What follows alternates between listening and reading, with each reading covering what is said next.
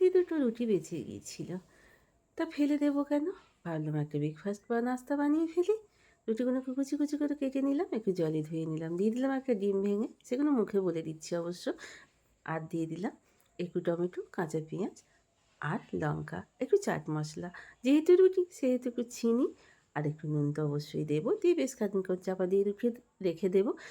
এবার একটা লো ফ্লেমে তাওয়াতে একটু তেল দিয়ে রুটিটাকে ভালো করে গোল শেপ করে দিয়ে লো ফ্লেমে রেখে দিন বেশ করে 10 মিনিট।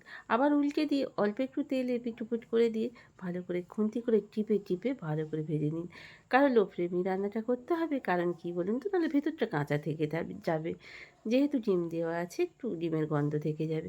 এইবার যেহেতু দু পিঠ যখন ভাজা হয়ে যাবে, সুন্দর করে কাঁচি করে যে কোনো শেপ দিয়ে দিন। বাচ্চা থেকে বড় সকলকে আমি এই শেপে কেটেছি।